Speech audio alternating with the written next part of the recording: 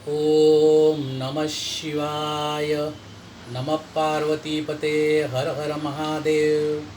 मैं प्रशांत Indumati Prabhakar Palekar unique master के इस एपिसोड में आप सभी को प्रणाम करता हूँ और क्षमा चाहता हूँ कि कुछ वजह से लास्ट वीक में गए हफ्ते में वीडियो अपलोड कर नहीं सका। उसके पहले मैंने आप लोगों को आश्वासन दिया था कि शिव पार्वती के संबंध में बारे में बताते रहूँगा। श्रावण मास तो अब समाप्त तो हुआ है, फिर भी ये कहानी आगे चालू ही रहेगी। पिछले एपिसोड में मैंने ऐसे कहा था कि कलयुग अवतार शिरडी साईनाथ यह शिव थे, यह सभी को मालूम है। आज भी हम शिरडी जाएंगे तो बाबा जी के मूर्ति के सामने बराबर नंदी है। इतना ही नहीं तो साईं बाबा ने बहुत बार वो खुद शिव है इसका प्रमाण लोगों को दिया था। वो मेधा की कहानी तो आपको मालूम ही होगी, वह हम नहीं देखेंगे। अब सवाल ऐसा होता है कि हमने हर बार देखा है शिव और शक्ति एक रूप है, तो शिव आते हैं तो उनके साथ शक्ति होनी चाहिए। लेकिन शिव शक्ति इकट्ठा होंगे तो वैराग्य नहीं होता, और शिरडी साईं बाबा पूर्ण वैराग्य रूप थे। फिर शक्ति वहाँ थी, हाँ जरूर थी, शक्ति भी थी। और वही पार्वती माता अन्नपूर्णा रूप में भी शिरडी में थी, अभी भी है। शक्ति तभी भी थी, अभी भी है। कैसे, वही हम देखेंगे। साईनाथ जी के जन्म के बारे में बहुत लोगों को कुछ भी जानकारी नहीं है। आप अगर आने वाली यूनिक मास्टर किताब देखेंगे तभी आपको मालूम पड़ेगा, उनके बारे में डिटेल में लिखा है। अब हम वो नहीं देखेंगे, तो यह देखेंगे कि साईनाथ जी के साथ शक्ति कैसे थी। शक्ति माता, शक्ति यानी नॉट पावर, जो हम मस्कुलर पावर, वो शक्ति नहीं, तो शक्ति माता कैसे थी, शक्ति देवी कैसे थी।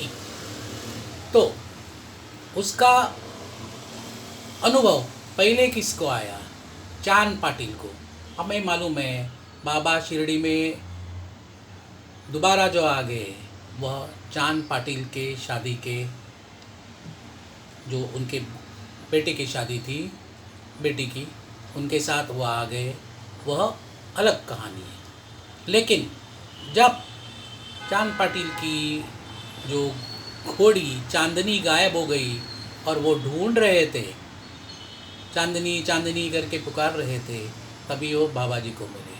तब बाबा जी वहाँ बैठे थे, उन्होंने पुकारा, चांद इधर आ जाओ। उनको बड़ा अजीब सा लगा कि मेरे नाम से पहचानते। वो तुरंत गए, किसे ढूंढ रहे हो? उन्होंने कहा मेरी घोड़ी कब गायब हो गई, बहुत दिन, पुकारो आ जाएगी। उन्होंने चांदनी चांदनी पुकारा और चांदनी दौड़ के आ गई। चांद पाटिल को बहुत आश्चर्य लगा, उन्होंने बाबा जी के चरण स्पर्श किए। तभी बाबा जी ने कहा बैठो, चिलिम पीनी है? तो हाँ। उन्होंने तुरंत हाथ में जो सटका था चिमटा पटक दिया, वहाँ से पानी आ गया। भगवान शिव को गंगा कहाँ से भी उत्पन्न करने का कर सकते हैं, उसमें कुछ संदेह ही नहीं है। उन्होंने वो छापी बोलते थे, कपड़े का टुकड़ा, वहाँ से चिल्लम तैयार की। अब अग्नि लाना है, अग्नि कहाँ से लाएंगे? चांद पाटिल के पास तो कुछ नहीं था। फिर बाबा ने फिर एक बार वो सटका ज़मीन पे पटका, वहाँ से अग्नि प्रज्वलित हुआ, चिलिम दोनों ने सुलगाई, और आगे की कहानी तो आपको मालूम। यह जो सटका मारने के बाद जहाँ अग्नि आया वही शक्ति है। शिव के साथ जो शक्ति थी गुप्त रूप में वहाँ प्रकट हो गई। यह कहानी यहीं पर हम छोड़ देंगे। बाद में बाबा जब शिरडी आए और द्वारका माई में बसने लगे, हाँ उस मस्जिद माई को वो द्वारका माई कहते थे, वहाँ रहने लगे, वहाँ बिल्कुल खंडहर जैसे हुआ था। उन्होंने सफाई की, रहने लगे। उसके बराबर बाजू में एक स्कूल थी, पाठशाला थी। उसमें एक टीचर थे, शिक्षक थे।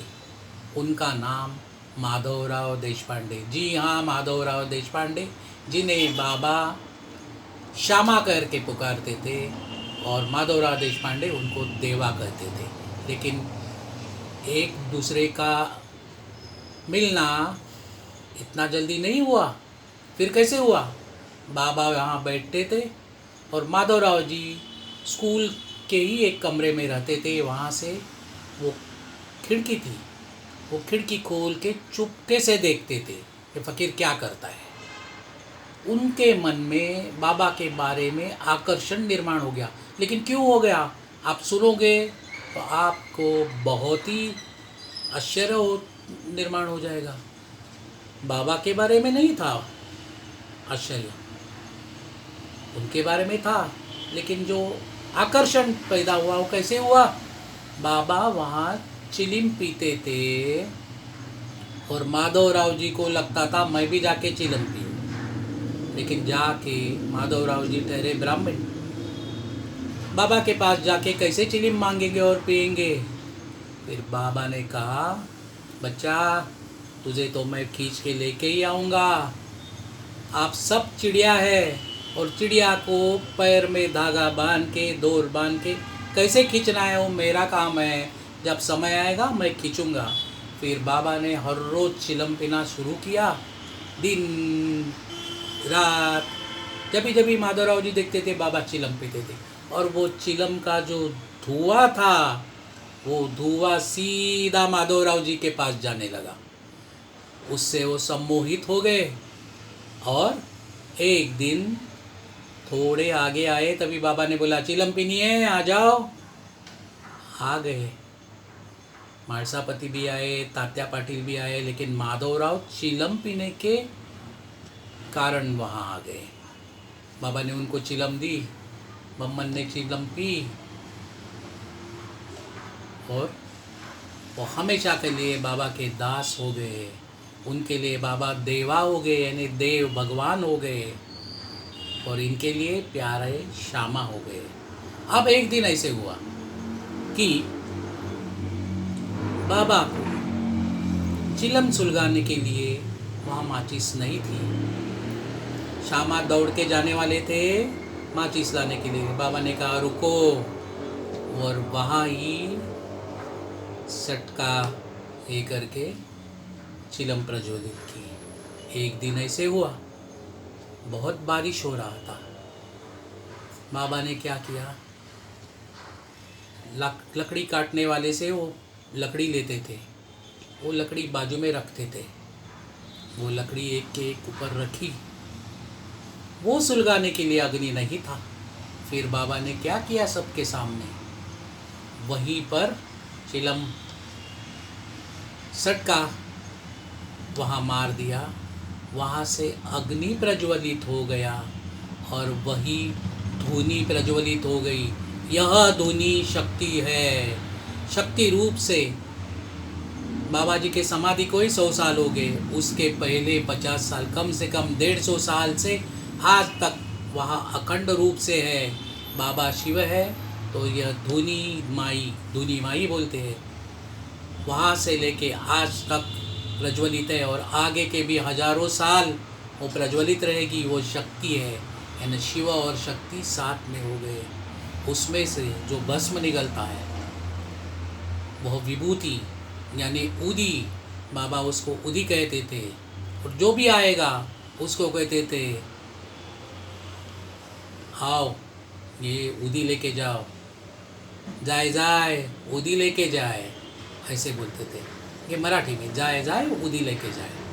जो भी आता था धूली से उदी निकाल के उनको दे देते थे।